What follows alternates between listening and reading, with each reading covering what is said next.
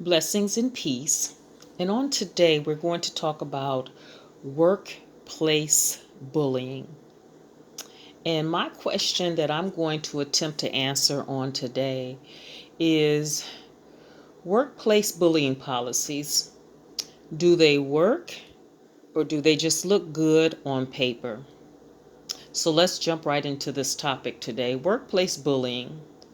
It is on the rise, as we all know. If you have access to social media, that is it is very well documented, more than ever before. Workplace bullying can also come in the form of gang stalking. um, so all of it kind of ties in together: bullying, workplace bullying, gang stalking. So get this: a recent survey shows that 27% of people in the workforce have suffered abusive conduct at work. 21% have witnessed it, and 72% are aware that workplace bullying occurs. Now, that percentage got to me. If 72% of people are aware that workplace bullying is occurring to others, then why aren't they doing something about it? Why is it that people have to suffer at the hands of workplace bullies and nobody is speaking up? Nobody's reporting it. Um, what's going on here? Are we just standing around? If we know that it's occurring, are we just standing around and watching it happen? And truthfully, I think a lot of, with this number, 72%, I think that a lot of people know that it's happening. They're just glad that it's not happening to them. And they probably fear retaliation if they step in or take any type of an intervention, or if they report it, that then they're going to become the target of the bullies. So what is workplace bullying?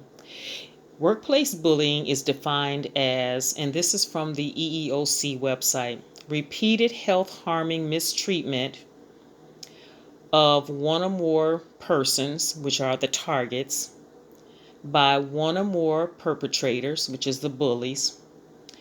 Workplace bullying is abusive conduct that is threatening, humiliating, and intimidating.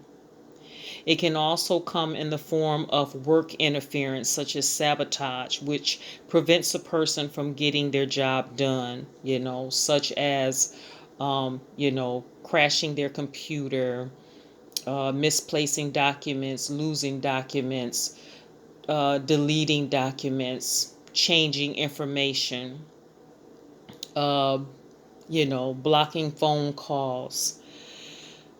It can also come in the form of verbal abuse.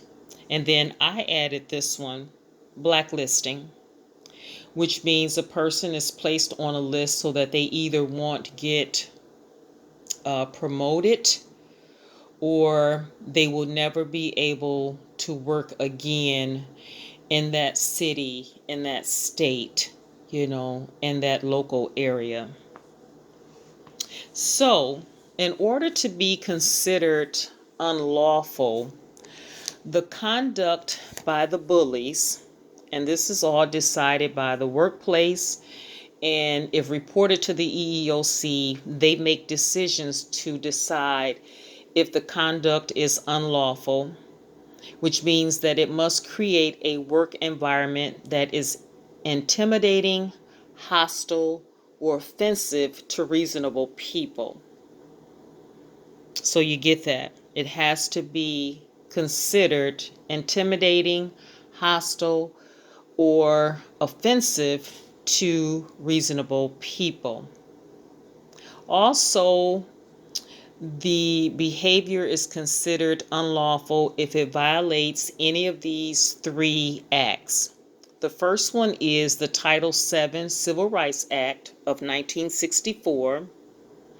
The second one is the Age Discrimination Employment Act of 1967, which means, people discriminating against a person that's 40 years old or older, ageism.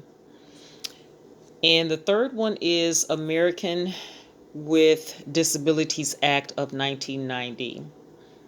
People with certain disabilities, they cannot be discriminated against. They are, and all of these people who belong to or fall under these three acts, they are a protected group of people. For example, under the American with Disabilities Act of 1990, people who have chronic or, some sort of a chronic illness, if they have, documented mental or emotional issues, people with certain physical limitations. If this does not impair the person from meeting the job description, then they cannot be discriminated against. Also, with the American with Disabilities Act of 1990, it also allows people who have chronic illnesses to be able to apply for FMLA, which is the Family Medical Leave Act, in which they can take intermittent time off of work due to a chronic long-term illness without losing their job. Sadly, in most cases, victims are the ones who end up losing their jobs or being chased away from their job. They end up being fired or accused of creating this hostile, threatening, humiliating environment in the workplace. So it seems like the opposite happens. The victim becomes victimized and they end